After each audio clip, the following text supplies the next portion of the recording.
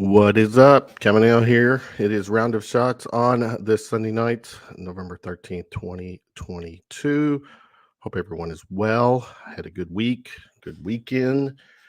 Talking some cat stuff tonight as we're doing this show streaming on our Twitter and YouTube pages. Hard stop. This is no more than a 90-minute show, actually 87 minutes at this time or less. Got my crew here as usual. Let's do this. Terry Brown's in the house. Terry, how are you, sir? Excellent. Thank you for having me. I appreciate it. Appreciate you. JD Hall, what's up, my brother? Hey, what's going on, Kevin? Thanks for having me. Oh, thank you. We got here Corey Price. Corey, repping male high school here in the Ville. Yes, sir. How are you? I'm doing better. Yep, doing good. Good. Carrie Lewis and her news. What's up, Carrie? What's up? You good? Yeah, absolutely. And rounding out the show tonight, our so kind of our last but not least guy, Van Hiles, V Styles. What's up, man? I'm tired of being last, being in the back of the bus. Can I get in the front of the bus one time? Okay. Yeah, you can. You want it? You know what? You're going to. Tonight, Round of Shots, our topics. We got to talk the Vanderbilt game yesterday. A game that I think Carrie said it right, has left a lot of the fan base feeling a little indifferent. We'll elaborate on that. Everyone's feelings. Get a grip of where the football program is too. Recently, last week, Stoops, I think recently, didn't we lose like 2 commitments? It's kind of made this plea with the public when it comes to NIL. There's some big announcement coming Monday. We'll talk more about that. We'll preview Georgia as Georgia will come into Kroger Field next Saturday in a nationally televised game on CBS, which my gut says that stadium is going to probably be half full at best. College football weekend 11 takeaways. We'll talk some UK men's hoops. They're 2 games into their season. The Champions Classic is coming up this coming Tuesday, Michigan State. Final shots and more. Van, I will start with you. This time, former player, you earned status here on the show, and we appreciate you. High-level summary from yesterday's Vanderbilt game. I don't know if I want to come out hot yet, but I'm going to come out hot. Keep in mind, we don't have 2 hours tonight. Oh, no. A lot of people complain about the offense. Totally get it. If this was Tennessee, I would totally be on your side. But when our defense gives up 200, almost 300 yards rushing against that damn offense and gave up 3 touchdowns against that damn offense, it's unacceptable. For a defense that before this game was, I'm going to say, the second best defense in the conference. And I think not only does my eyes were saying it, but the numbers said it too. We were second behind Georgia in every major stat in the SEC. But lo and behold, we play a quarterback who can't freaking throw the ball. We got a quarterback who can only beat you with his legs. We got an offense that is not very good, and we made them look like Tennessee. We actually made them look like Tennessee with our defense. And people can say all this about offense. 2018, our offense was not great either. But we won games because of defense. And how do we let this team put up the numbers that they put up on Saturday against us is unexplainable. And last one, I don't think they have had – those kids had like at least 5 or 6 drives over 10 plays. I don't think they have had those drives in conference play ever. You're talking about Vanderbilt. Mm-hmm. And what that defense did was they minimized the possessions that the offense could have because they let those guys, 11 or 12 out of 17 on third downs. Mm-hmm. Unacceptable. All right, I'm done. We'll come back to you. I know, because I don't want to take the whole time.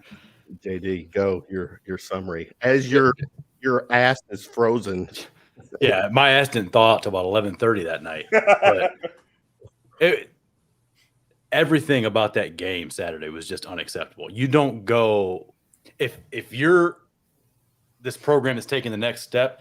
You don't lose to a team like Vandy, who hadn't won a freaking conference game since 2019. 26 straight conference losses, and you let them walk into your stadium and beat your ass.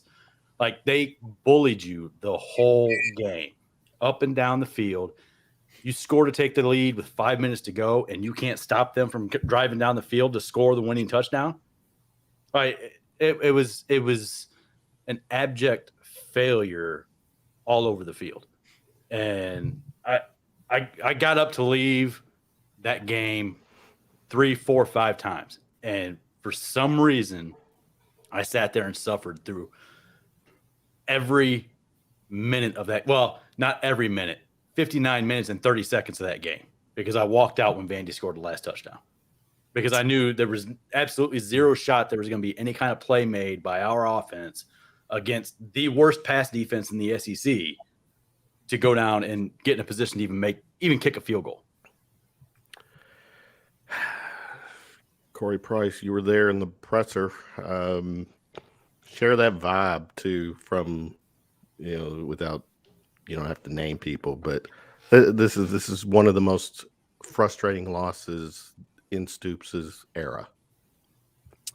No doubt. I'll name names. Jeff Pecoro was by me the entire time, and he was not pleased. Tom kept it pretty cool for most of the game, but Jeff was losing it during the breaks. I felt like losing it. Throwing stuff.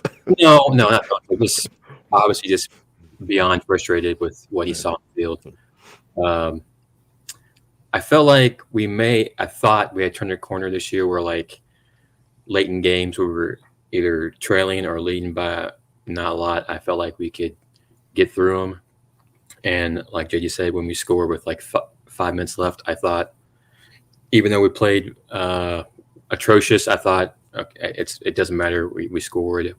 There's no way they'll score again, and they scored again. So it's their defense. I mean, I don't know. They were giving up like close to 40 points a game, over 300 yards passing, and I think Will completed 2 passes in the entire second half. Let's elaborate on that stat. They've given up over 300 yards passing per game, Vanderbilt. What was Will's stats from yesterday? 11 of 23 for 109 yards. 109. Yeah, and like I said, he only completed two passes in the second half. So, Jesus. Yeah. Good Lord.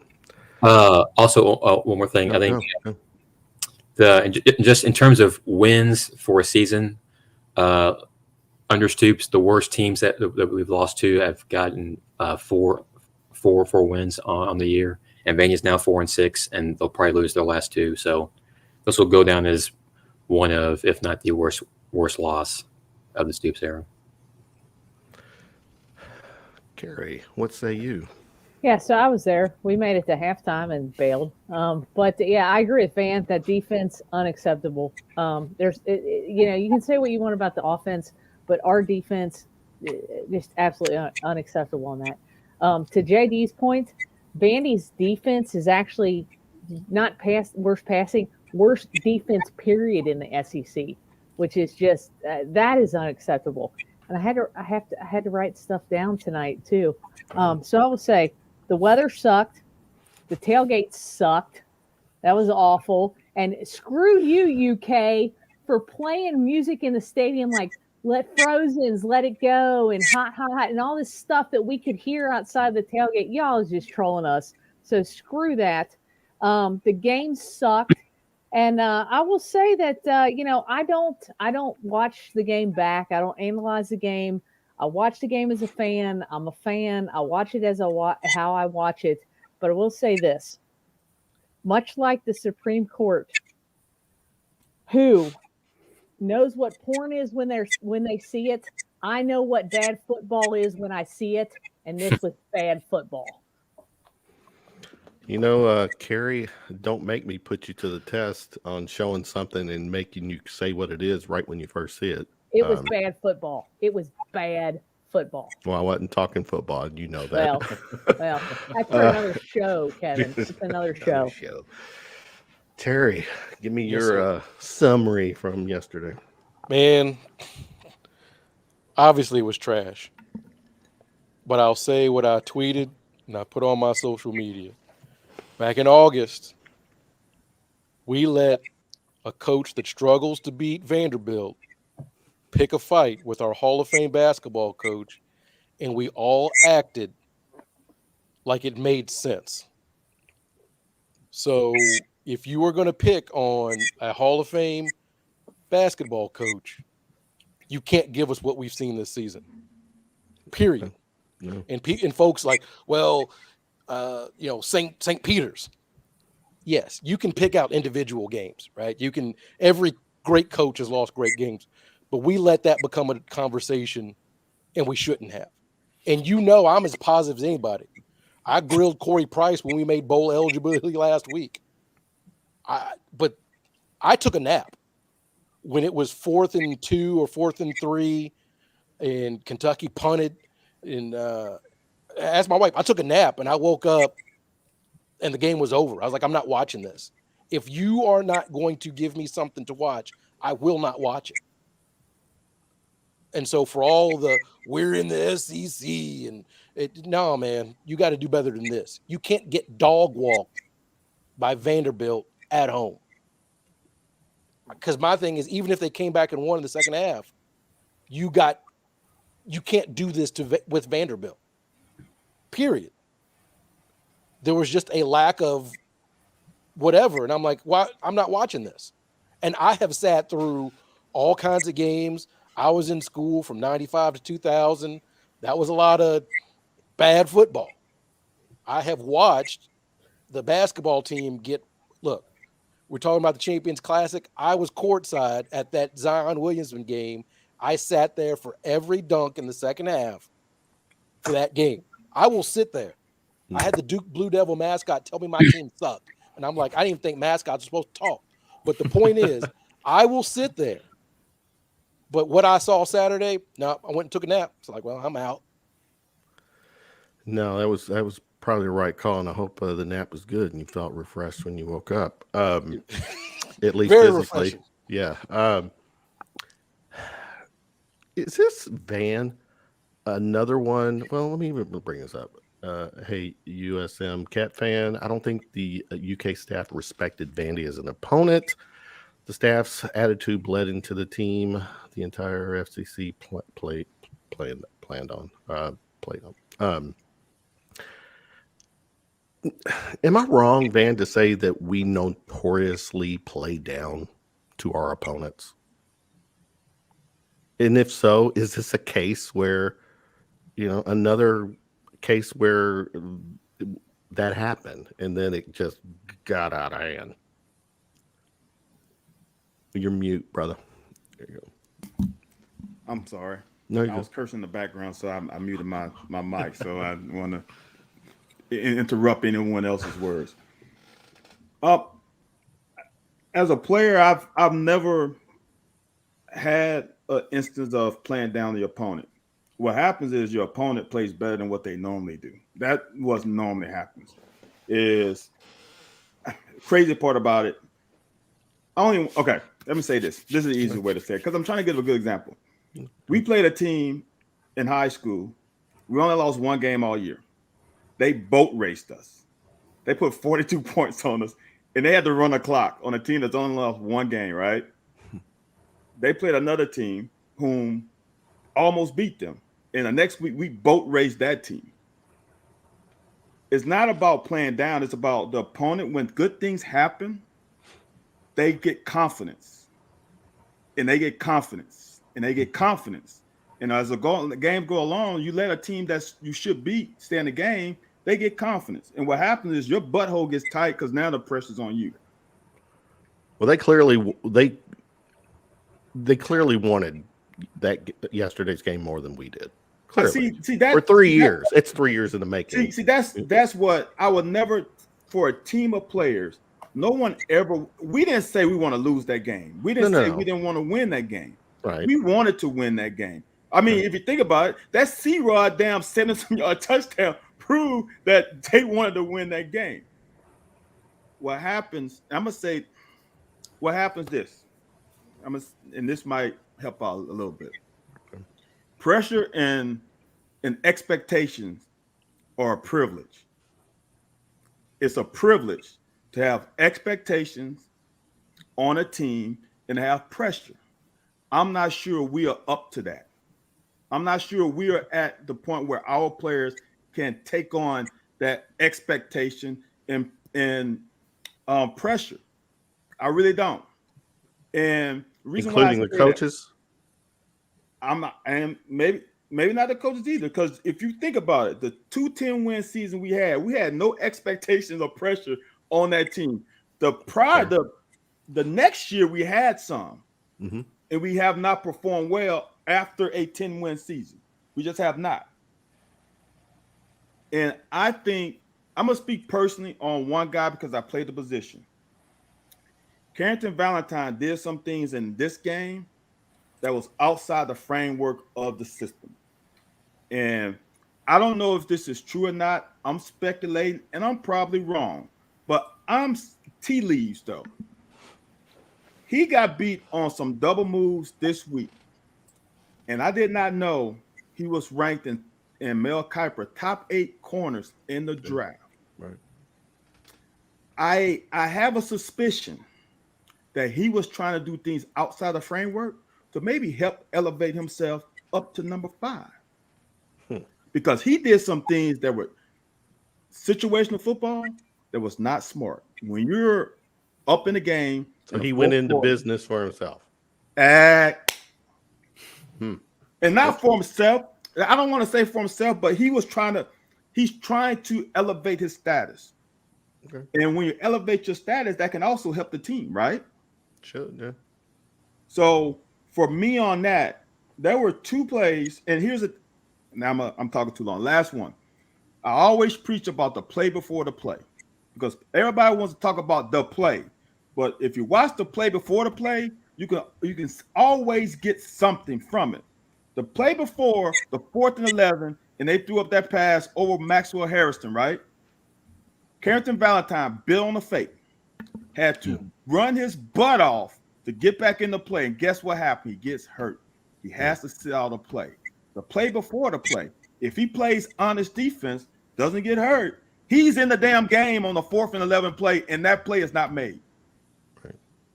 Because then we got a freshman that came in, or no, Harrison. Maxwell's got to be a sophomore. He's been here. He's a redshirt freshman. Gotcha. Okay.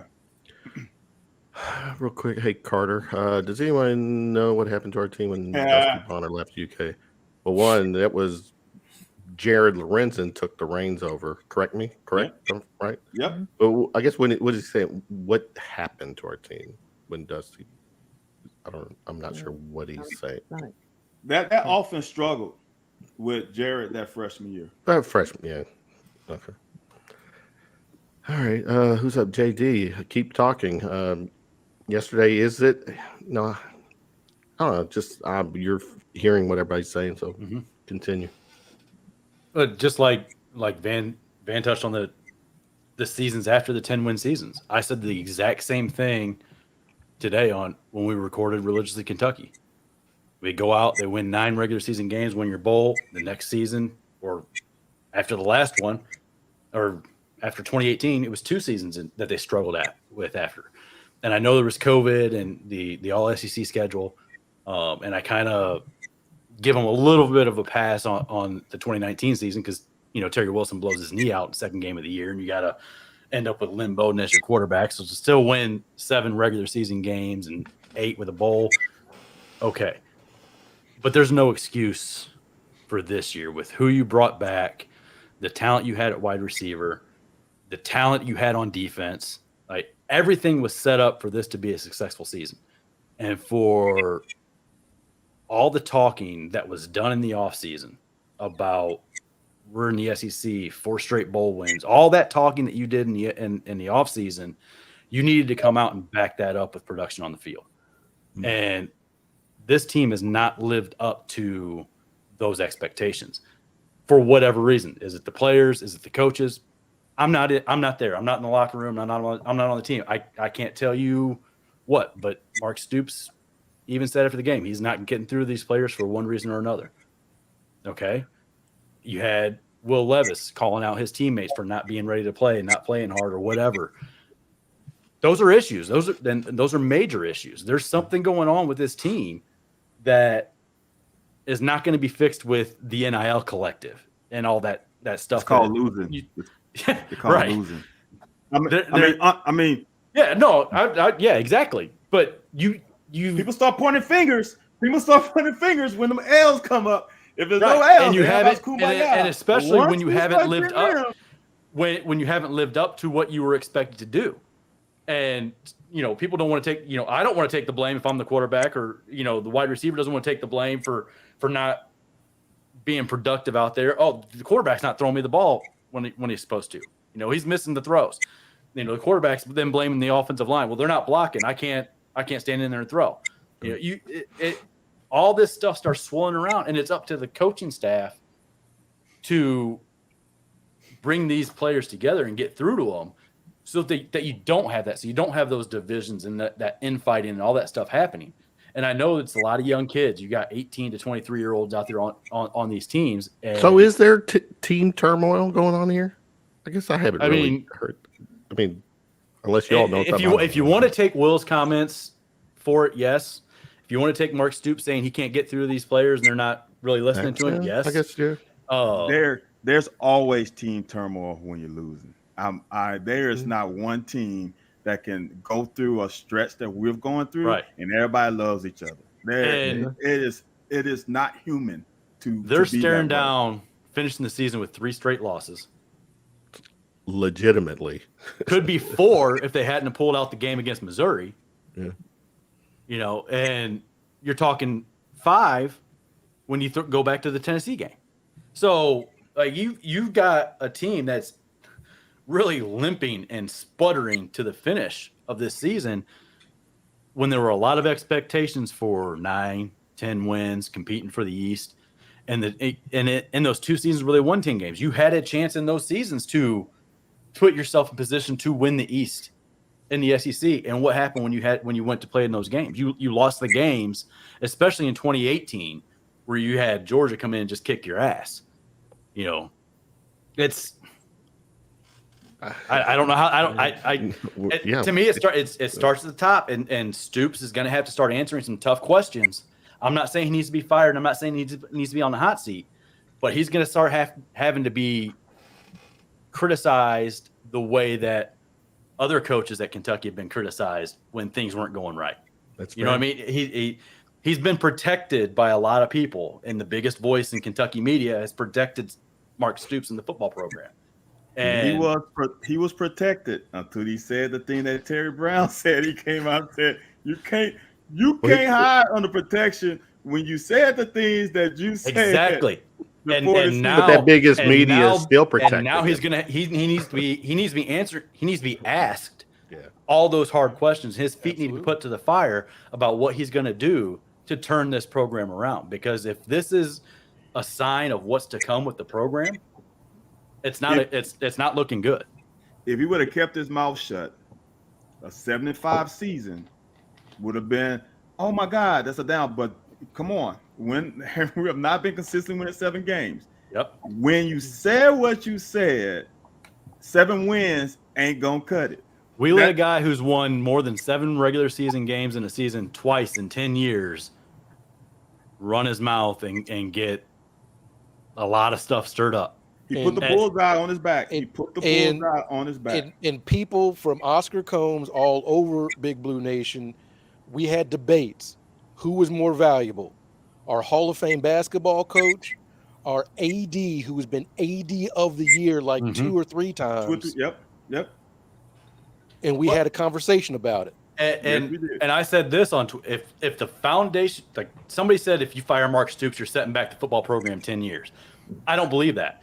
If that happens to the football program by Mark Stoops leaving for whatever reason, then the foundation that he built in this program isn't as strong as a lot of people seem to say it is. Whoa. You will set the program back a lot because you got to come up with a fucking surefire hire. Right. No, you got to hire the right guy. Because you had in basketball, you don't necessarily have to hire the perfect guy. In this sport, you better hire the perfect guy, or it's going to fall back to 2, 3, 4 wins. Well, at this school, we do have to hire the perfect. So you had Rich Brooks who would. But what I'm saying is, you don't have to. If you hire a questionable guy, he's not going to go to winning 10 basketball games. Right. You know what I'm saying? He might barely make the tournament, but he ain't gonna. This football thing can go from. We had Rich Brooks who had started and built a foundation in the program. Right, it was a pretty strong foundation that he had started building at Kentucky, and then you bring in Joker Phillips. Wrong hire. He demolished everything that was built and everything that was built up under Rich Brooks. He took away. He took down. And then you had to bring in Mark Stoops. You had to bring in somebody else to rebuild that foundation. If Mark Stoops leaves for whatever reason, you have to make the right hire, but it's not impossible to make the right hire to continue building on this foundation that's been started. With the fan support, with the administration support, the money that's like, there's been more money invested in the football program since Stoops has been there than has ever been invested. No doubt about it. But that stuff, yes, you have to hire the right guy, but it's possible to do that and continue to build on this foundation, unless you think Mark Stoops is the only reason we have this foundation. Let me get foundation. Okay, let me get Corey and Carrie chime in too. Corey, I'll start with you. Kind of just touching up on what JD said. The expectations this year, sky high. A lot of people thought we had a shot to at least be the third best team in the SEC this year. I think it was we're not Georgia, Alabama level, no.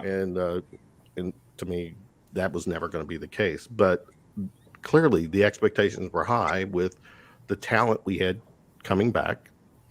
The uncertainty with the offensive line and stuff, but my God, it's give me. I know you got numbers running through your head. What besides? I mean, the sacks. Are we at 40 now?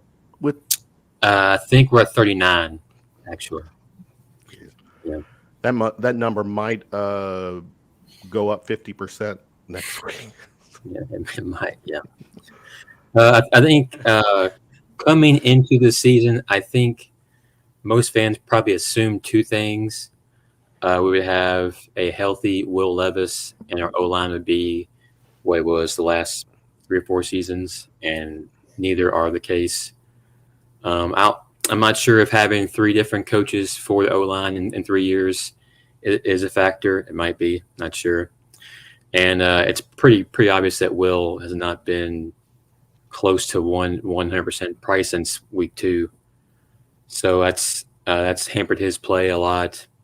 Combined the fact with the play of the O-line, and the offense has just sputtered. The last season that we didn't score at least 38 points in a game was, sorry, Van, it was 96 your last season, and we haven't scored 38 yet. And we've only scored 30 against. I'm saying I don't think it's the case, but you know what I'm saying, against the MAC teams or whoever our non-conference teams were. Yeah, we haven't hit 30 on any SEC game. Yeah, I think 27 is our high in play against the SEC. So, like I said, unless something changes, I don't see us scoring 38 against Georgia or Louisville or our bowl game. So it's just not. I mean, our defense has been our defense has done enough to where if we had an offense that was even like close to standards, we'd be all right. I mean, we've still only given up more than 24 points just once this year, and that was to Tennessee. So, No, that's a great point. Carrie. Corey, do you keep mayhem stats?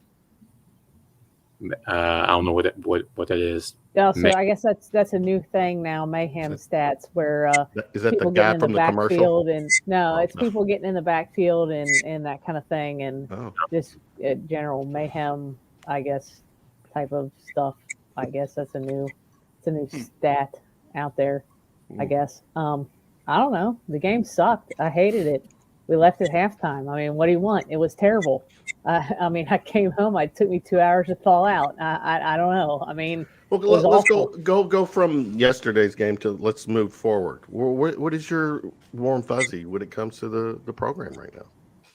I mean, I'm going to keep supporting them. Actually, there was a lot more fans, to tell you the truth, there at the beginning of the game than I thought there would be, especially given the weather and the opponent.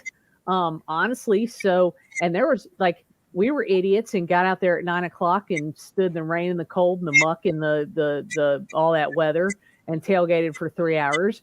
Well, everybody else came in about, like 11:30, started walking in. I was like, hey, y'all are smart. We're dumb. But you can say JD's name. Yeah, here we are. But there were a lot more fans, at least at the beginning of the game, than I thought they were going to be. So I guess that was a positive. So I think people are still on board with this team. I'm still on board. Okay, so here's the thing. Is this the team that we thought they were going to be on paper? No. Is this a team that we wanted? No. But this is the team that we got. So you're either with it or you're not. That's my opinion. You're either with it or you're not. Okay. Terry, are you with it or are you not? I'm a support him. I'm gonna watch next week. I'm gonna watch the game. I'm gonna cheer. No naps next week. No naps or anything. But this is just, there's no warm and fuzzies. And this.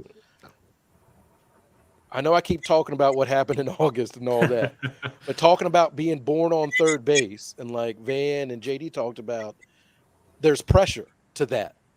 Mm-hmm. And we really undersold the pressure that Cal is under every single season. Like we just kind of said, well, it is what it is. No. Like when you are expected to win 10 wins, as Van said, that is a privilege. That is an honor. We expect Final Four every year. Right. I don't care who Cal, who Tubby, who Billy G rolls out. That is the expectation. Right? Mm-hmm. And so when you get chesty with that and you do this, then you can't talk about, well, we've had some injuries and all. No. No, you can't shirk. If you demand the spotlight and people look at you, you can't be mad because the spotlight too hot. Right? Mm-hmm. I said from the beginning, Cal misspoke. Should not have brought up football in his comments. Stoops should have responded and defended his guys. But the response was excessive. He kept it going. Assistant coaches kept it going. Players kept it going, tweeting at the basketball team. Mm-hmm. With your peacock emojis and your whoa, buddy. I mean, so if you're going to do that, you can't get embarrassed at Tennessee. You can't look inept at against South Carolina. Right. So, and this seems to be the thing. As soon as Kentucky football builds a little bit of momentum and they get all eyes on them, then we get a performance like this. And then it's like, most people are like, well, it's basketball season. Give us something to watch. Give us something to go sit in the cold for. Fair. Give us something to watch. Like this is just bad. Next week is going to be rough. Louisville is going to be rough. Yeah. It may be 50-50 in the fans because they're coming for blood. They are. They're smelling it right now. There's blood in the water. Yeah. You let Louisville come in and win by a couple of touchdowns this offseason, you ain't got to worry about your basketball coach and feuding with him, it's going to get oogly. Mm-hmm. Oogly. I mean, Scott Satterfield, they don't even like that dude. But if that dude comes in here and beats Stoops at home, good night. I'm glad I'm not in Louisville, Kevin. No, I'm with you. And not just, we're looking at a possible 500 season. Actually, I think we're potentially looking at, we could have a sub 500 season. We could finish under 6 and 7. Mm-hmm. It's very realistic. Let me go through. There's some people here, and I appreciate everyone hanging out. They got some comments, and let me do that real quick. Carter Hall, the older players. Dennis, I'll let you respond to this. Older players quit on the team because the younger players were getting all the pub. This young group this year has gotten rave pup, and I wonder if there's some resentment in our older players. Van, what say you? No, that's fan speak. Trust me, the older players trying to get to the NFL, they want to win. So, nah, I don't buy that. Okay. Now that doesn't mean they're not upset though. That doesn't mean I've been here 5 years, potentially some of these guys 6, and this young whippersnapper gets all the money. Then yeah, but no, you're playing to win the game. Carrie got excited over that comment. Yes, Minor Mike, man, can bring that back up. What? Which one? Niner Mike. The worst team that money can buy. Oh, I'm getting to it. Yeah, I was just letting do it. All right.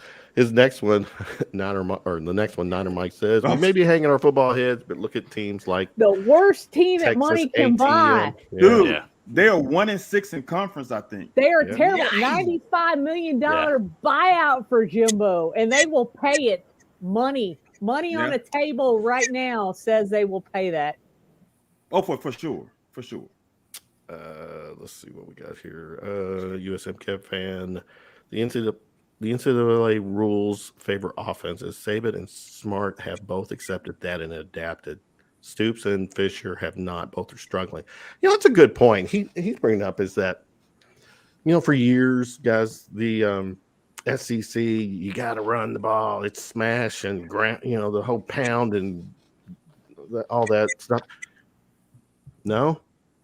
Bama, Georgia, Tennessee, they've got these they still believe in defenses, definitely Georgia and Alabama. Stop it. But they're pretty damn proficient with their offense. Yeah, but stop it. We're talking about scheme. Georgia and Alabama runs a pro-style scheme. We ran a pro-style scheme last year. Coordinators. Are this coordinators not running a pro-style scheme? The Alabama's guy. No, our guy is running a pro-style scheme.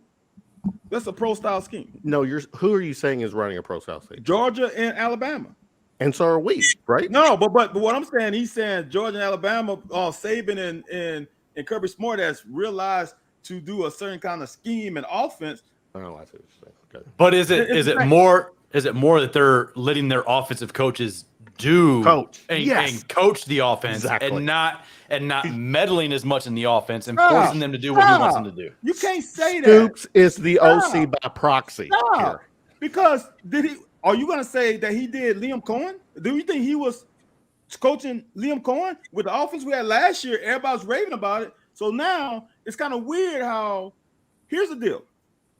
Now you're going to make me go on a tangent. Here's the deal. I've been giving coaches passes for forever because I'm still a believer in players win games. I don't care who the damn coach is. Okay? But we have conveniently given the coaches a pass on their evaluation of this damn offensive line. We have no one. If you got a damn turnstile in your both tackle and you ain't got nobody behind them that can push them for their job, that's a problem. I don't want to point out players. The whole front has issues, right? We have not been able to supplant them with anyone. Right. There has not been a guy, a backup that can supplant anyone in the starting 5. We have not said, okay, all right, such and such. You are not cutting it at whatever position. Well, we got to bring this another guy in, right? So are we going to conveniently just leave out that our recruitment of offensive line for the last 2, possibly 3 cycles have absolutely sucked? Because if you want to really look at it, and why I'm pushing on this, because of what I said earlier. At the beginning of the season, you got a coach who said some stuff that he probably shouldn't have said. And when you say things, people like me start to look back on stuff, right? We have recruited certain positions well, right? Offensive line, we've been killing it prior to Coach Slarman's death. We have absolutely sucked since. Name a damn good offensive lineman that we have in the stables right now that can be like, okay, I'm gonna hang my hat on such and such at such and such position. Not one. This whole group is not good. And you know what's bad about the whole group not being good? You ain't got a bag up that can challenge them for their damn spot, which means not only are the starters not good, the fucking bag-ups are not good. And who do you blame that on? That's called recruiting. Mm-hmm. But we just gloss over that. And we want to look, you can blame Scangarello. I'm sure he has something to blame. I'm sure you can blame Yenser. I'm sure. But there's a reason why Wolford did not have a rotation last year. It's a reason why Darryl Rosenthal came off the damn street from LSU and was instantly implanted as a starting left tackle. Right off jump. There's a reason for that. Now, for me, I conveniently looked over that like, well, maybe Daryl's just a stud. He came from LSU. Well, maybe such and such. Okay, that'll make sense. Until this year comes out. There's a reason why Wolford Austin probably fucking left. Okay. No, you're right. And I said all that same stuff on Religiously Kentucky today. That NIL and maybe you got to look at the coaching staff and the recruiting and what they're doing outside of game day to what's going on. Let me this offensive line sucks. And here's the reason why. All right. It's bad. No, I mean, look, Yeah. here's the reason why. Everybody wants, because then we get into the whole Will Levis thing in the stats and against passing, against bad defensive passing defenses, right?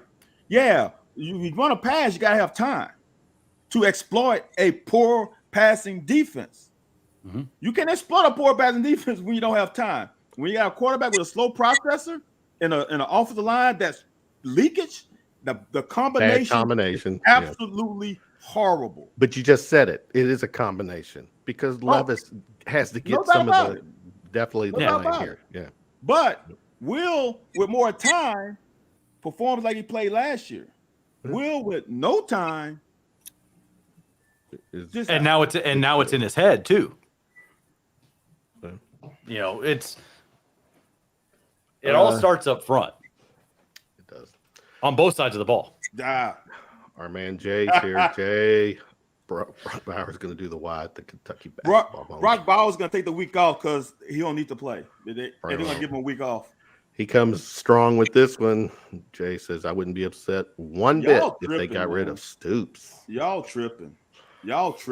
USM Cat fan, the actual success of Stoops' tenure, the actual quote-unquote success of Stoops' tenure. Yes, UK is much better than it was, but is the success still on an arc or has it peaked?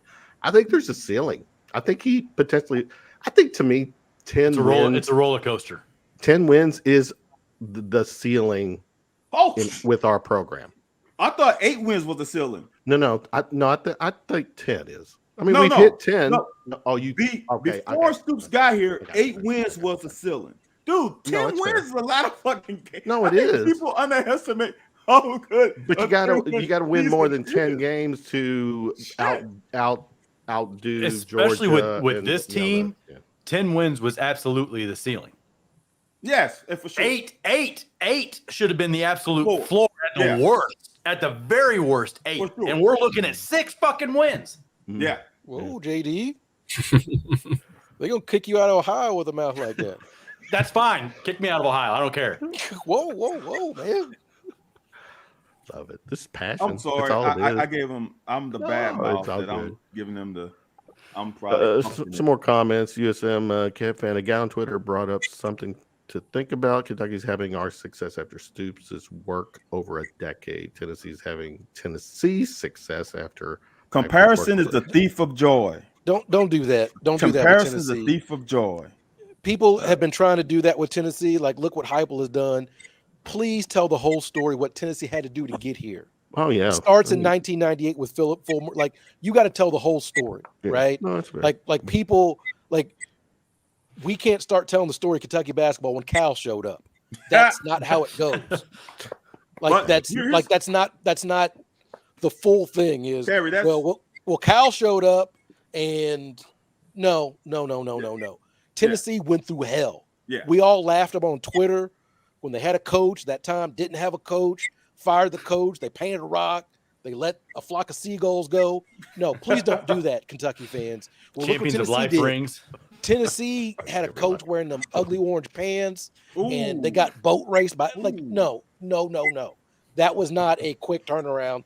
Tennessee has been since everybody else dumpster fire for a Benny. fucking laughing stock. Yeah. Please, you can't erase that and be like, well, you see, that's not how it goes. Yeah. Terry, Just like Alabama can't be like, well, you see what happened with Saban. No, they went through a lot of dog shit to get to Saban. Mhm. From Gene Stallings to Saban was a lot of teams where when I was coming up and somebody's like, Alabama's good, I'm like, good at what? That's my thing. Mike Mike Shula. Shula. Yep. Shula. Right, there's Mike Shula. Shula. Dennis Francione. Francione left Alabama. There's okay, and Mike Price didn't even coach a game. It's Right. rolling, baby. He didn't even coach a game. He was a Exactly. strip club and didn't even coach a game. Right. So Y'all's answer Forgot is about too that. high level. Terry, your answer is too high level. It's way too high level. Let's just go about what happened this year.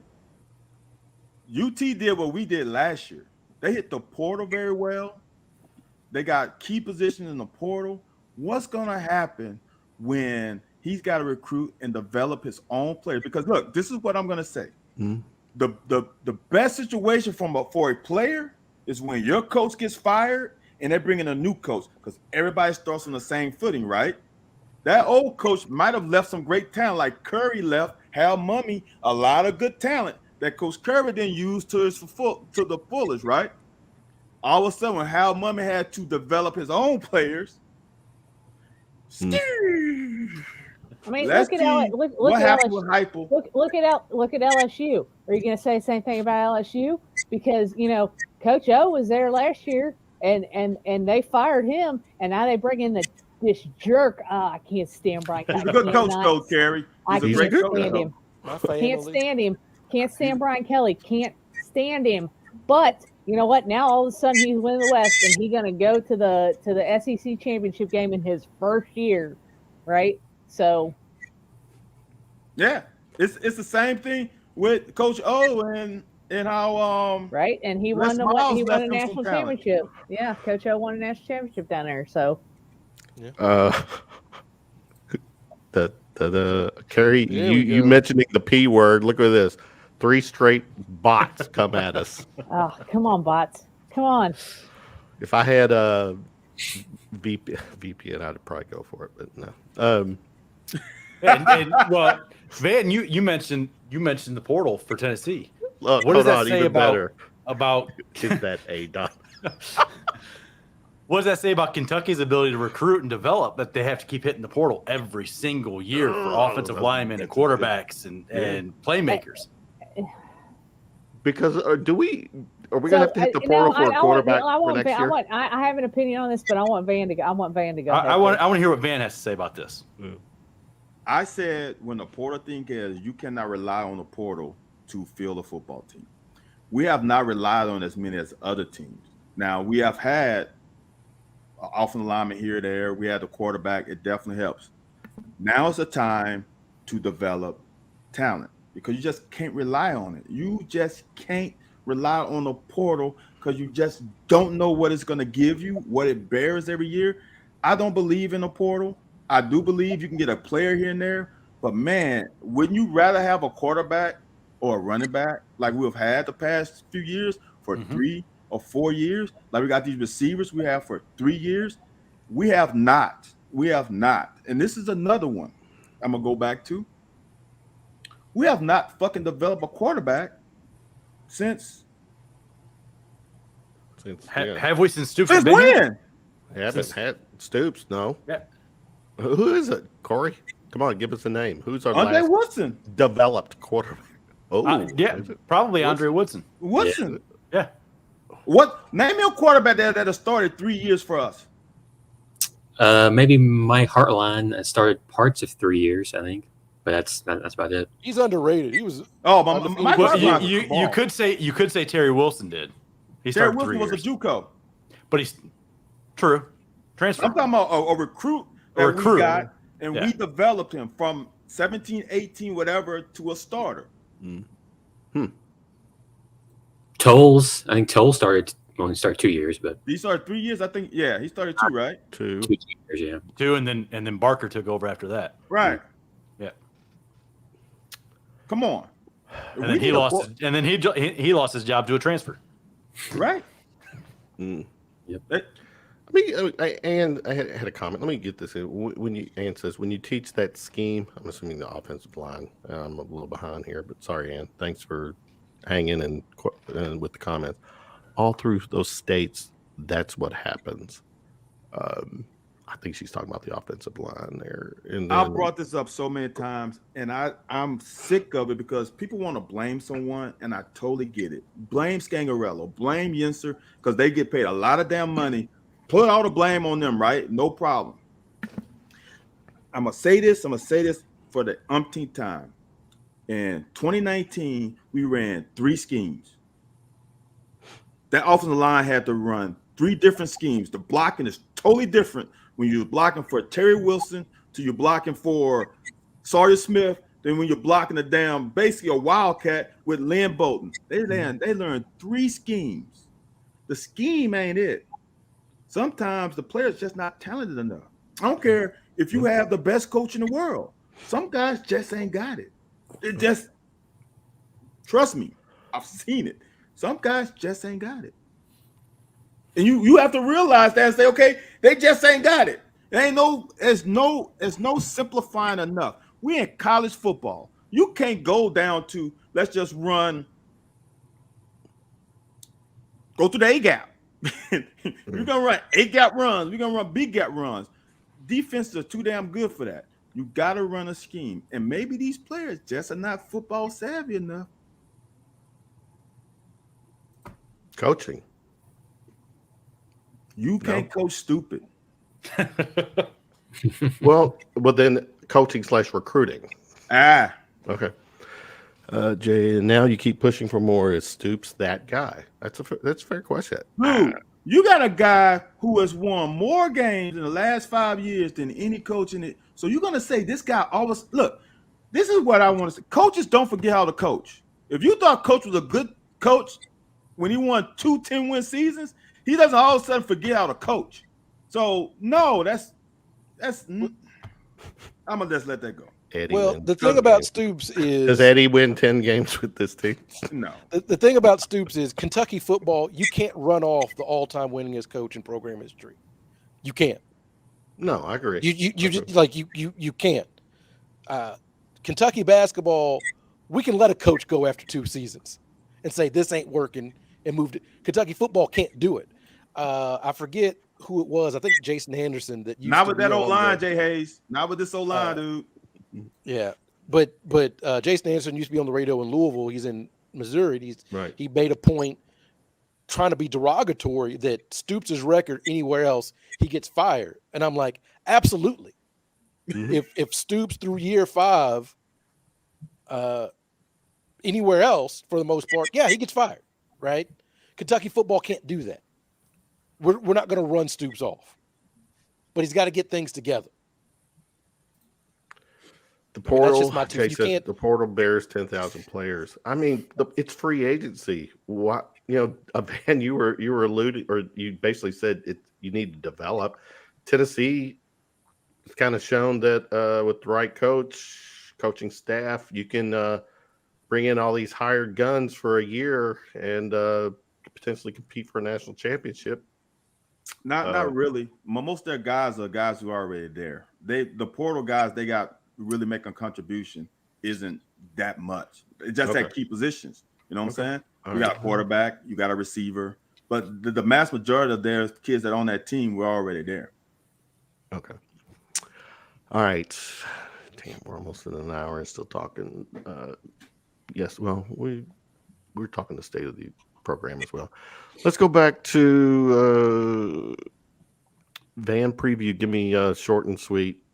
The ESPN, whatever their little indicator is to predict a probability, has for some reason has Georgia only at a 91% successful rate to win next week. I don't know what the fuck they get where that 9% is. I'd like to know, but what do you need to see? We just need to keep our guys healthy and not limping after next weekend. Fair, Man, you can never trust these kids. I'm gonna just a quick story. My senior year at Kentucky, we were 1-6. We were 1-6. Coach gets fired. We win 3 games in a row. Guess who one of those wins was against? University of Georgia. You never know with kids. Not saying we win this game, but you just never know. Kids are so finicky. You don't know what went on last week. Their girlfriend could have broke up with. It's kind of weird because all it takes is one guy to really kind of the domino. You just never know. We won't beat Georgia. I won't put any of my. I wouldn't put a penny on us beating Georgia, but just don't think that they're gonna score 100 points on us because Tennessee scored. You just never know. That spread is actually kind of low. Corey, what was it? 20? 22. 22. Was it 22? Kevin, that's not low. They're gonna have that. They're gonna have that covered. I was expecting to be like 28. That's what I was expecting. I did too. Give the road team something because you can't put at 28 because no one's gonna put money on it. They gotta tempt some people. 22 points, a lot of points on the road. When Georgia really doesn't put up that many points a game, to be honest with you. All right, we got JD, Georgia, short and sweet. You gonna be there? I won't. I gotta work. Yeah. Okay. Yeah. Sure you do. It's my weekend to work. So, but my short and sweet synopsis: we lose. Cover the spread? No, I don't either. No way. But like Van said, any given Saturday, you never know. But no, I'm not. If optimism is measured from 0 to 100, I'm at like 1 on the optimism. So there is a chance. Corey, Georgia, sweet Georgia. Not good. Georgia gives up less than 12 points a game, so So we're gonna have negative points. No, There's gonna be a dash in front of our number. I think it'll be a victory if we score 2 touchdowns. Honestly, That's fair. If we score. Yeah. And we got who's next? Carrie, Georgia. So we're going to go tailgate. I don't know if we'll go in. We're actually looking for people. If you want to pay big money for these Georgia tickets that we have, we'll happily sell them. But yeah, so we scored 14 on or 12 or 12, I think, last year on them at Georgia. Georgia notoriously doesn't play great this year on the road. Mississippi State scored 19 on them last night at Mississippi State. So, but the tiny cowboy hat, Stetson Bennett, I like to call him Tiny Cowboy Hat because, Stetson and he's tiny. I mean, that's what I call him, Tiny Cowboy Hat. He's decent. We have no answer for Brock Bowers, who's probably, in my opinion, the best college football player right now in the country. And McConkey had 2 touchdowns.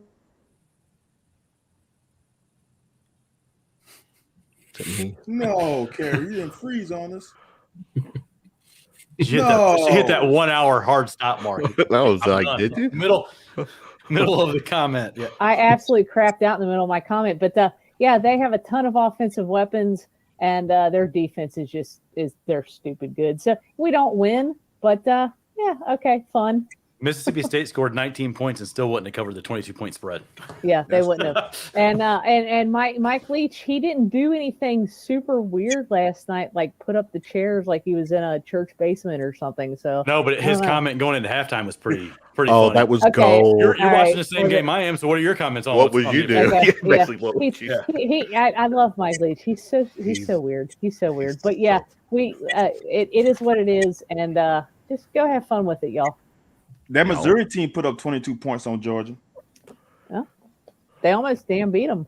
They almost Well, We struggle to put up 22. We're not getting 22. Yeah. They against almost beat Georgia and then gave up 724 yards in offense to Tennessee right. and Hey, 66 points. They were in that game. They were in that game. Right. In that game in the third quarter. It was which is more than we 28-24. Hey, you know what? We weren't in the game in the third quarter. So, 28-24 and get outscored 38-0 Yeah. through the third and the fourth quarter. we weren't in that game at all. I like this little back and forth between Jay and Van here. I mean, he's stepping in for Anthony's spot tonight with you. Missouri, Anyway. Georgia, 26-20 football math, Van. Okay. Terry, did I get you? Georgia, Terry. Sorry. Georgia's going to win. I mean, Georgia's going to win. Georgia gonna win. All right, let's keep it going. Georgia Brown. Yeah, sweet Georgia Brown. Van drop. So I'll go to JD. Give me one of your. Well, he's back. Let me staying in the flow. Van. The sexfine.info just needs your credit card number. Can you provide that for us, please? Yes, I will private chat it to you right now. Gotcha. All right. What was takeaway from the college football weekend, this past weekend for you? Are you really gonna tell me? Because I'm pissed right now. Damn, Pac-12 has let me down. Damn shit. Oregon is down. That's UCLA exactly where I was going lost. too. What the? I had a bad Saturday, dude. I had a bad Saturday. How the hell Oregon? Every year. So that's my on the weekend, and obviously, I was gonna say this for my final shot. We'll save it. We're not there yet. Nope. Kudos to Cowlat. Damn it! Oh, Yeah, yeah. I was going with that for my final shot, man. He's so Damn. good. So now we kudos damn. to Cowlat. That guy, man, that was unbelievable. All right. Well, just hold tight. JD, give me a takeaway from you this past week. Back to the Van and back to a buddy of mine's an Oregon fan, and Tuesday we were over at their house, and I made the comment to him. I was like, so we should expect Oregon to lose that game to keep them out of the college football playoff again now, since they've moved up to that position again. And he just kind of laughed it off and looked at me, and then they go and what happens against Washington happened. But I don't know. After Saturday's game, I didn't really watch much football. I was too cold, and I was driving around with my wife. She was going in and shopping. I was sitting in the truck, and I had the heated seats on, the heat on, trying to thaw out. I did watch the end of the Mississippi State game, but I just wasn't. I was too cold to go anywhere and watch football. But looking at what happened, like Tennessee's offense this year, like it's been pretty much unstoppable outside of the Georgia game, and to put up 724 yards against what was a top 15 defense in the country. Yes, I mean that's pretty impressive. A school record for offense. So yeah. So Corey, takeaway from the weekend. I was happy for Neil Brown, just by brand name. Obviously, they're not good this year, but beating the Sooners, I think, is a pretty big lift for Neil. I think his job security was not looking good this year, so it was a good win for him. Hopefully, he can build on that, and hopefully, get some more success in the years to come, because I love Neil. He's a good guy. TCU beating Texas. They're still unbeaten, so their hopes of the playoff are still looking pretty good. Yep. Those are probably my two biggest takeaways. They tried to make that interesting, though, with the scoop and score they gave up to Texas there with like 2 minutes to go. Yeah, their second half team. Go ahead, Carrie. You're up. So I did. So Oklahoma is still not bowl eligible. They're 5-5. So yeah, yes, TCU, the Hypnotoads. I love them. I love Sonny Dykes. Love what they're doing over there.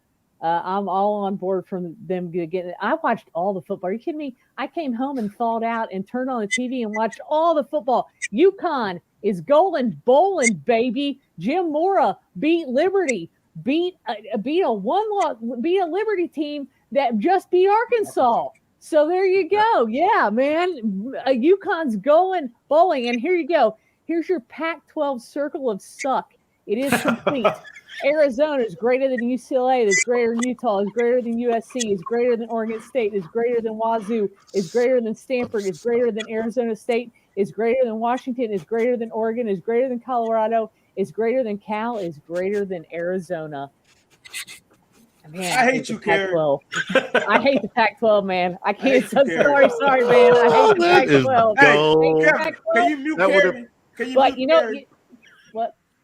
You know what? How about the rest of us just You know leave? what I hate more than the Pac-12?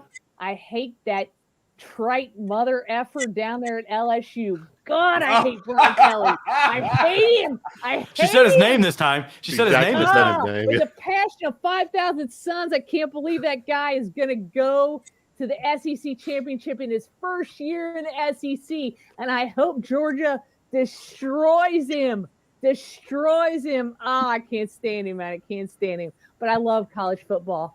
God, I love college football. I don't care. Pac-12, you know what, man? Pac-12, whatever it is, I'll watch it. I love it. So Coastal Carolina is 9-1 right now. So I'm all into that. Yeah, man, I love it. I love it so much. I'm sad it's almost over. Yeah, it is. Sorry, I get real fired up about all the college football because I love it so much. It is. I love it. Terry, your takeaway from the weekend? Simply because you give me grief every single week about my new home state where I reside. The Fighting Illini have lost 2 games in the Big Ten West. The Iowa Hawkeyes have won 3 straight. They are tied in the Big Ten West. There's a chance that your Iowa Hawkeyes will go to the Big Ten championship game because they still have to go play Nebraska. That's how bad the West is. It's bad. It's bad. They're all 4-3. Illinois, Iowa, Purdue, Minnesota. They're all 4-3. And I saw that Purdue has the best percentage chance to win the West.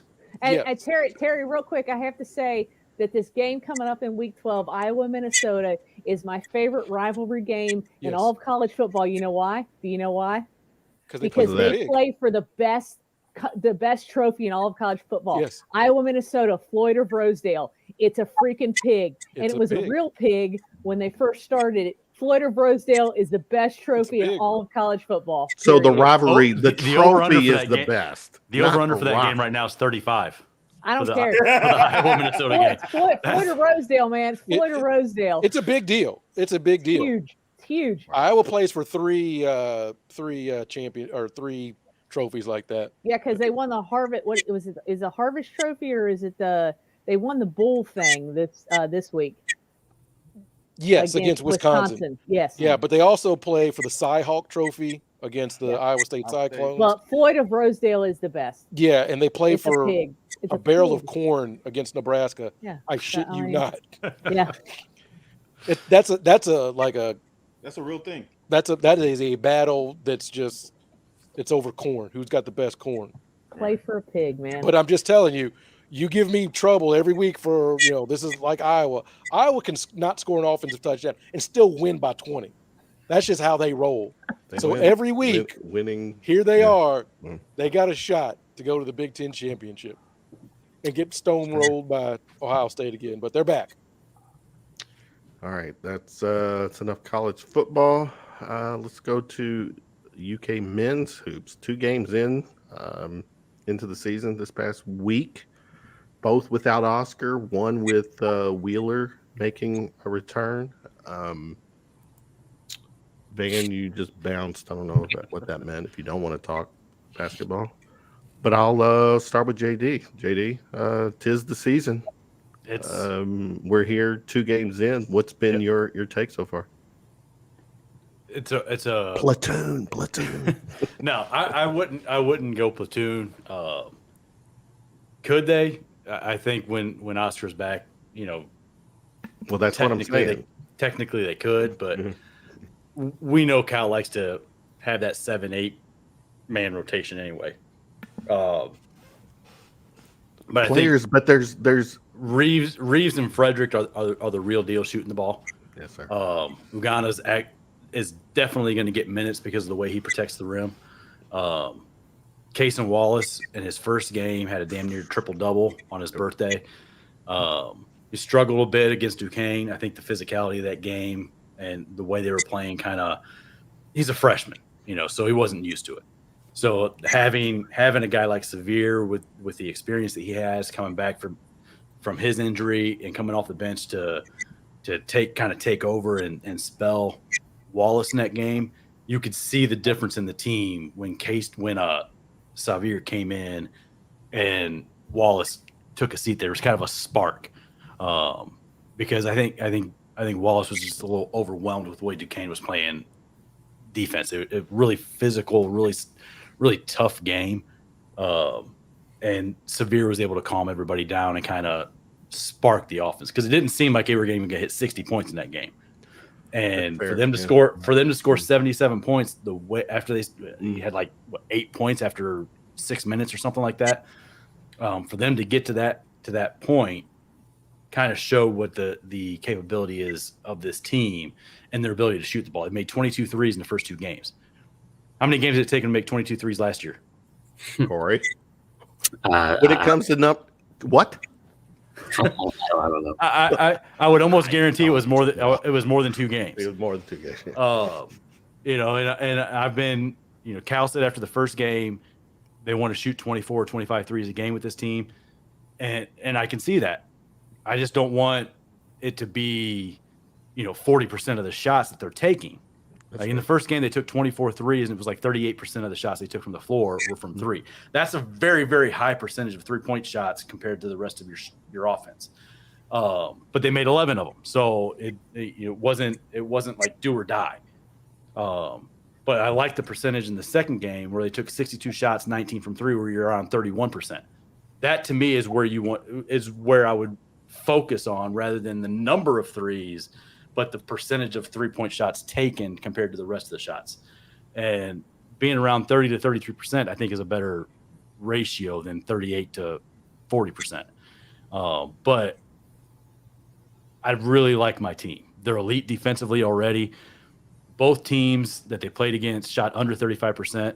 Duquesne shot 30% for the game. I think it was 27% from 3.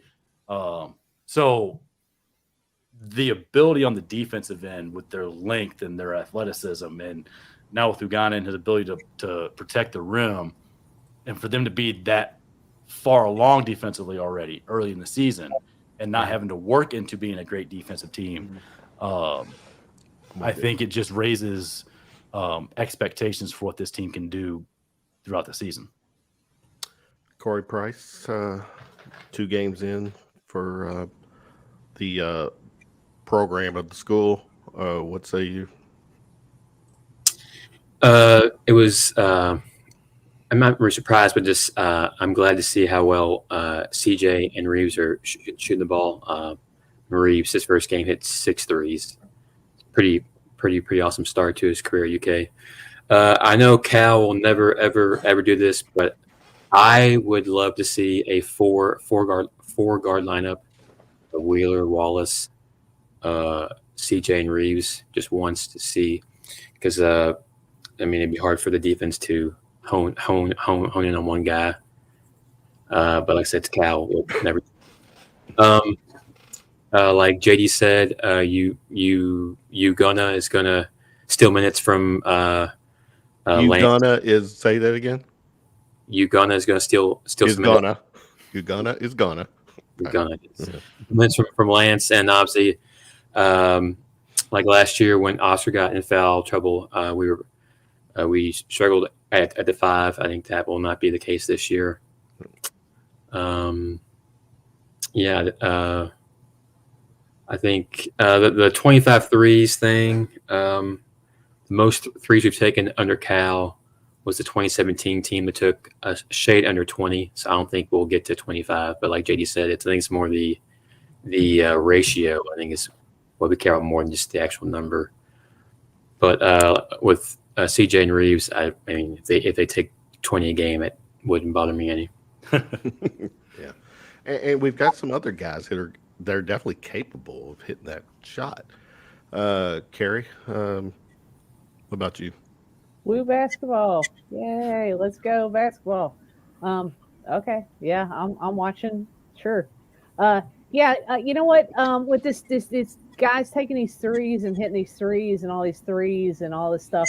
Yeah, call me in when we get to postseason because I've seen this movie before. I hit all these threes, and then all of a sudden comes the postseason and you can't hit the broadside of the barn, right? I cannot wait till we get into the heart of basketball. So on this program. I'm gonna say it's a controversial thing. Yeah, call me in postseason when we need some threes, and then all of a sudden you can't hit the broadside of a barn, but you had a great percentage in the beginning of the season, and that's all I'm gonna say about that. I cannot wait till this season plays out with this platoon that I have here. Terry, 2-0 with Michigan I'll take State it. rolling. Go Cats. I mean, they've done what they had to do. There'll be a big test on Tuesday, bigger test next weekend. So very exciting times here at the University of Kentucky. After the And basketball, Kenny did not win those games, right? right after the basketball team played, I watched the volleyball team play Mississippi State and win this afternoon. I watched the soccer team win. There's so Great much stuff to weekend. pay attention to. Great weekend. For Kentucky. I'm on these Twitter streets fighting the dichotomy of football, basketball. I'm like, I've got You're sports repping, ADD man. because we're I know. good at everything. So I'm I not a better appreciate person all the than anybody. tags on Twitter But, too when the programs do it. I pay attention to everything. The Yeah, you women's do. basketball team has looked great to Yeah. start off the season. I'm forgetting her name. She had a 20-10 game. Like, if you're just paying attention to just two Jada teams, Walker. if you're paying attention to two teams, you are missing a tremendous amount of great coaches, great student athletes, great home field advantage. The bell was rocking this afternoon. Memorial Coliseum rocks when volleyball's there. Like, if you're just paying attention to Kroger Field and Rupp, you're missing so much. Guilty as charged, and that is changing for me because I kind of have taken your lead, Terry, and you've showed me the way when it comes to. I know the other programs have always been there, but your investment in and just recognizing the successes of those other programs at a national level. Right. And that's one thing. Are we getting to final shots? Because it's 9:51, yeah. Yeah, my final shot is. Well, hold on, Van. Let me. Oh, is he going to do something? I don't know, Van. Do you got Kentucky basketball real quick? Do you got? No. I got Kentucky's women. All right, well, go ahead. Still not sold on Kyrie in this offense yet. Okay. Or offensive sets. I'm just, even when we had the best player in UK history and the best player in SEC, I still didn't like our offensive sets, but I like the way we were pressing again. And Jada Walker is a beast. She is a beast. Absolutely. And I like what we have gotten from Cher and Blair Green coming back is a big deal. Mm-hmm. I'm not sure we're quite SEC ready yet, but I do like what I'm seeing from the ladies. I just need to see a little bit more continuity in that offense because when you go to half half-court sets in conference. It could be an issue. Yeah. All right, final shots. No, I'm just Final joking. shots. Van, you started this this flow. You get to go Okay. first. Final shot, brother. Big ups to our man Sonny Dykes. Sonny Dykes started at the great University of Kentucky. I was a very big Gary Patterson fan and was totally upset when TCU let him go because he had one bad start of a season. But sometimes it's time to go. And what Sonny Dykes has done not only at Kentucky, he's also did well at Louisiana Tech, which is the home state of mine. The guy can flat out coach offense. Flat out. He's a great leader of men, and everywhere he's gone, he's won. So big kudos to Sonny Dykes having to fill some big shoes. Gary Patterson was TCU. And for him to fill those shoes and have them undefeated right now and go to Texas where you know what? Know who he beat? Gary Patterson is an analyst at Texas. It's He's a a big DC. deal. Big ups to Sonny Dykes. JD Hall, final shot, my man. As pissed off and cold as I was Saturday, that doesn't mean I'm not going to keep supporting the football team. And if you're a fan of Kentucky football, Kentucky sports, you should still absolutely be out there supporting this team 100% week in and week out. Don't give up on them. Don't say you're done with them just because it's basketball season. Go out there. Those players deserve to have our support all the way through the end of the season, no matter what we're seeing out there on the floor, out there on the field. Agreed. Corey Price, final shot, my man. My alma mater for college played like crap this weekend. It's been pretty evident this last hour and 20 minutes, but my high school did well. Male, as you can see. We beat St. X in the state playoffs. St. X was ranked number 1 in the state, beat us during the season, beat us last year in the state finals. We got to overtime. St. X got the ball first. They scored. We got the ball, scored, and we went for 2 for the win and got it. So at least one of my former schools did something of note this weekend. Of note. Thank you, sir. Appreciate you. Carrie Lewis, and your news. What does the news say for her final shot? So my final shot, do you want to know why college football is so awesome? You go watch Carnell Cadillac Williams' interview after he beat Texas A&M at Auburn. That guy is currently the interim coach of Auburn. Will he be the coach at Auburn next year? Probably not, but who cares? Because that guy is all in on his alma mater. Unbelievable.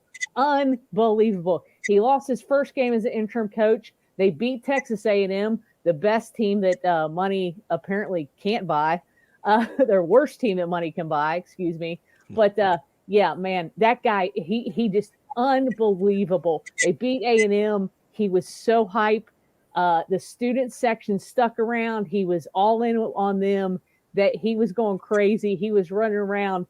All his former players came back to watch him coach at Auburn. Man, if you don't know what college football is all about, that right there is what college football is all about. Unbelievable. I love it. I love that. What was Cadillac's teammate? What was his name? Ronnie Brown. Ronnie Brown. That's it. Yeah. All right, Terry, you're up with your final shot, or not? Is it? Yeah, it is Terry. Go. Yeah, my final shot. Oh, I just had it. It sucks getting old. You need a teleprompter? I do. I do need a teleprompter. I don't know what I was going to say. The National Weather Service has issued a severe thunderstorm. At any rate, it's good to be here. Wait a minute, you don't know your final shot. Well, I was getting to my final shot before, just talking about all what's going on. Did you around shoot Kentucky your athletics. shot too soon? Is that what you're trying to say? So, if Premature shot. If Stoops is having trouble trying to get his team to rebound after a disappointing run, there's plenty of coaches on campus that can assist him with that. Coach Elzey looked dead in the water last year, SEC championship. Coach Mingione, baseball team, look dead in the water, run to the SEC title game. He may want to talk to John Calipari that looked dead in the water, right? And Aaron Harrison said, "You will be proud of us," and damn it, we were. So that was a great year. you may That want to run. just get together with some of your other coaches and talk about how we can get this thing turned around. Yeah, just because it sounds like we're picking on people, we're still 100% behind our blue and our programs. It's Absolutely. Yeah. I'm literally, as I show you, I'm all cats, all the time. everything. That 10, that's from gymnastics.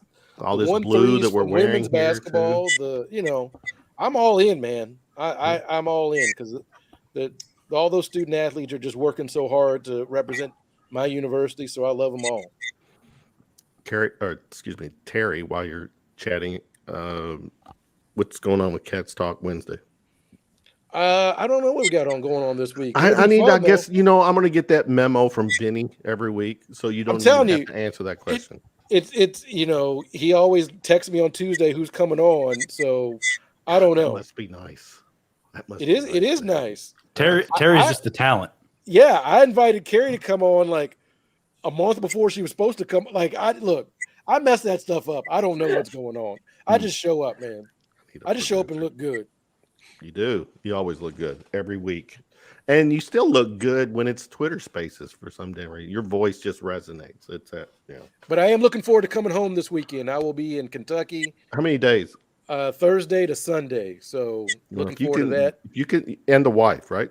Yeah, we're all coming. We're gonna have an early Thanksgiving with my girls. So I'm stoked about that. Haven't been back since Father's Day, so looking forward to getting some Indies and some White Castle and getting some of Mama's home cooking.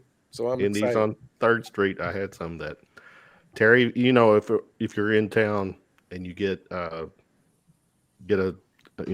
break from or whatever, if you're available, hit me up. I'd love to. Oh yeah, I got you. All right, where we who's Carrie gotta go next. Hard stop, Kevin. Yeah. You gotta get Carrie on. No. Was it Carrie? Yeah. Well, actually, I'll go the reverse way. Carrie, go. You go. Oh, okay. What do you want me to say? Wait a minute. What did we?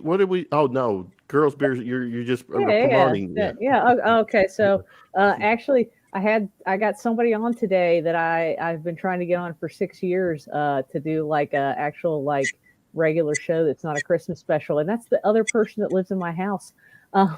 So John actually came on GBS and helped me out today. It was me and him, basically kind of talking like we just talk regular in discussing sports in this house. So tune into that soon.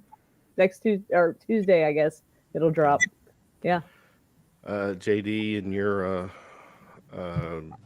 buddy Jay Hayes, what y'all got going on? New episode will be out tomorrow, I believe. So probably sometime in the afternoon, depending on how much editing he got done tonight. So, but with basketball season, you'll probably be seeing some episodes dropping on Tuesday instead of Monday, depending on if there's any games on Sunday for basketball. I got it. Yeah. And it is that time of year where both of the sports, everything is bleeding, no pun intended, blue. You keep saying both sports. I know. We've got 21 Division I sports at the University of Kentucky. With my work schedule, I can only follow 2 close enough to actually talk about them. Okay, well, get on. You going to get on him too, Terry? That's why I rely on you and Van sending out the tweets for everything else with the track and soccer and everything else. We tune in to Terry, Van to listen. You guys are our voice to keep up with those. How do y'all how do you do anything? Like you're married. Well, first of all, it's 10:01. If I talked about anything, you're married. You got kids. You got a job. Like you got other